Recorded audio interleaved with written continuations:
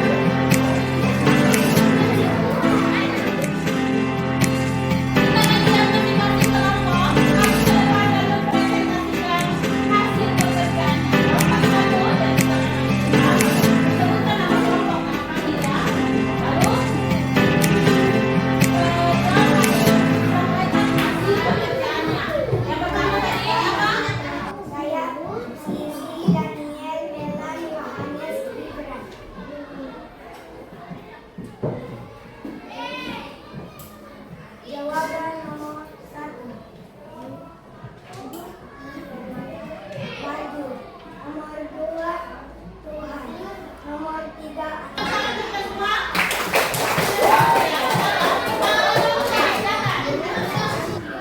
Silakan. Berdiri di atas itu.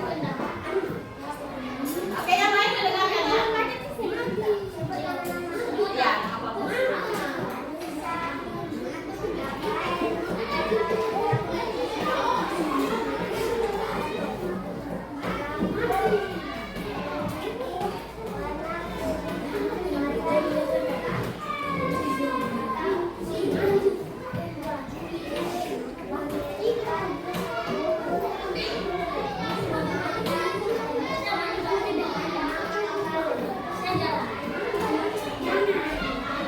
Oke, silakan tentang kelompok kedua. Lanjut di kelompok kedua, silakan.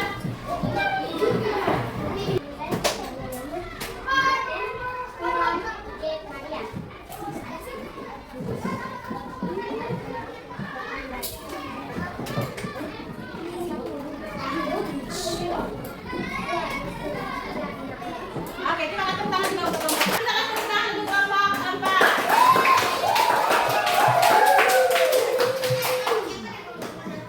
Oke, silakan.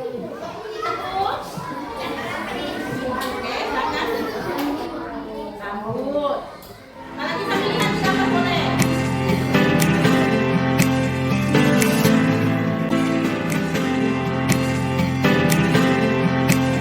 Oke, kalau tadi kita sudah mempresentasikan hasil kerja kelompok kita.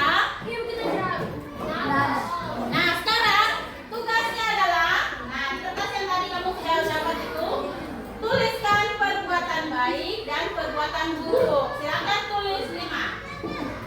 Satu perbuatan baik, satu perbuatan buruk. Ayo kita supaya masing-masing kelompok aku bisa menyebutkan juga. Bisa membacakan langsung kerjanya. Kita ada ya?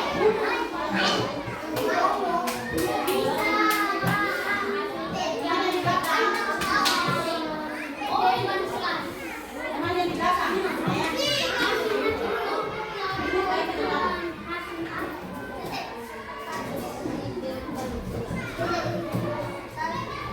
Silakan ditulis masing-masing masing pendapat. Setiap kelompok bisa kasih pendapat di ketua kelompoknya. Oh, perbuatan baik ini, perbuatan baik ini, silakan ditulis. Lalu perbuatan buruk. Kau tahu kan?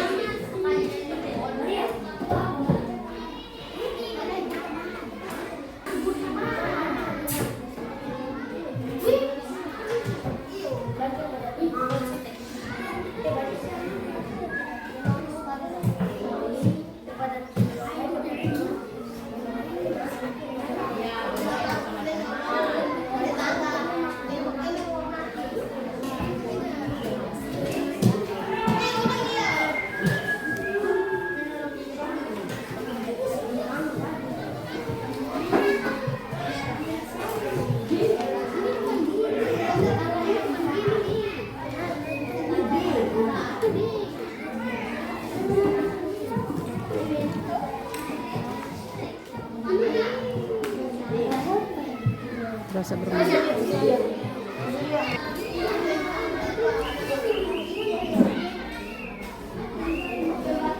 Oke, sudah? Aku kasih waktu mulai dari kelompok 1.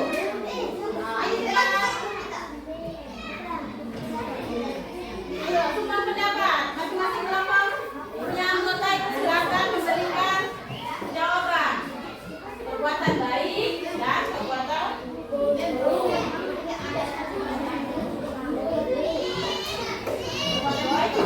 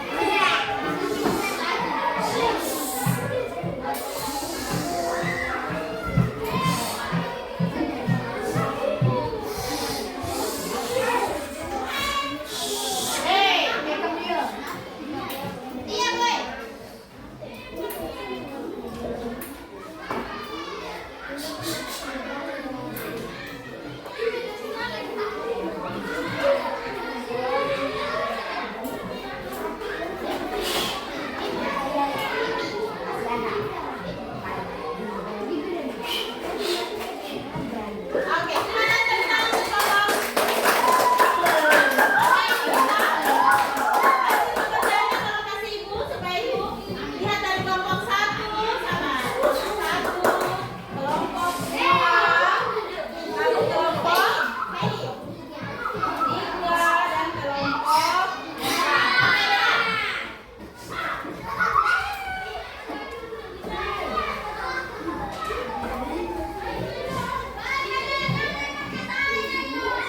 Oke, kita akan lihat tadi masing-masing kelompok sudah mempresentasikan.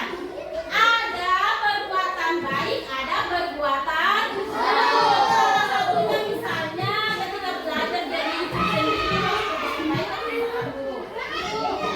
Ketika teman ada mempresentasikan, lalu dia mulai bikin suara-suara supaya teman tidak bisa presentasi. Apalagi teman suara kecil lagi, dia bikin suara akhirnya teman lain tidak bisa dengar. Nah, refleksi kita sekarang. Dalam pelaksanaannya tadi, apakah semua sudah mengerjakan dengan baik? Sudahkah semua mempresentasikan pekerjaan? Ya. Apakah setiap kelompok sudah mengerjakan pertanyaan nomor 1? Perbuatan-perbuatan baik yang dilakukan? Perbuatan buruk yang dilakukan? Oke, tepuk tangan untuk kita semua. Lihat, perhatikan kembali ke depan. Setiap anak itu unik. Jadi setiap kita itu memiliki keunikan. Tadi keunikan itu apa? Yang kamu lihat berbeda antara dirimu dan teman di sebelahmu. Dari gambar yang tadi kamu sudah lihat juga ada perbedaan dan setiap perbedaan itu disebut unik. Jadi setiap anak itu unik satu dengan yang lainnya. Kekasih dirimu itu adalah anugerah dari Allah. Allah mencintai manusia dengan memberikan kekasih pada setiap orang. Manusia memiliki anggota tubuh. Kaki, tangan, mulut, mata, hidung, telinga, dan sebagainya. Manusia melakukan banyak kegiatan.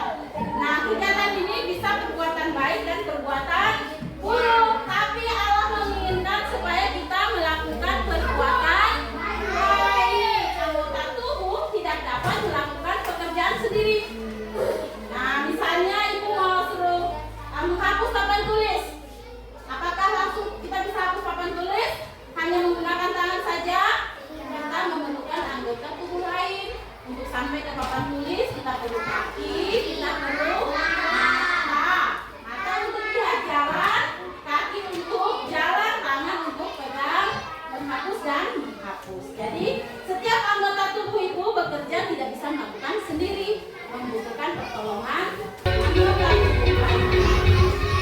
Baik anak sekalian, mari kita mendengarkan bacaan kitab suci yang diambil dari Injil Markus bab 10 ayat 13 sampai 14.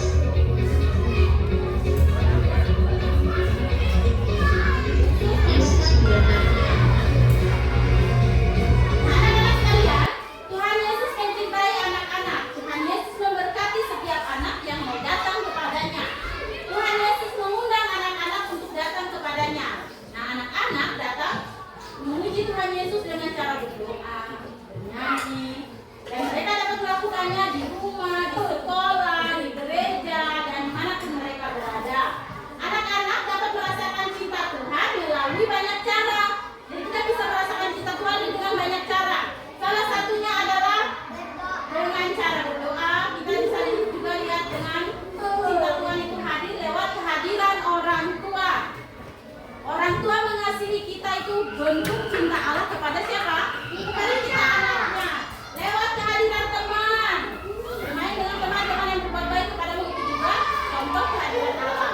Lalu juga cinta guru kepada muridnya. Lalu dengan keindahan alam. Siapa yang pernah lihat alam yang indah? Sampai pergi ke Pantai Budi sana lalu lihat begini air teduh bagus sekali. Lalu lihat pantai bagus sekali.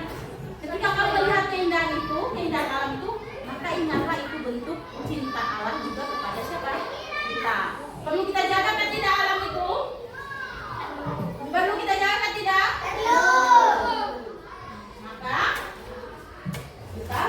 menjaga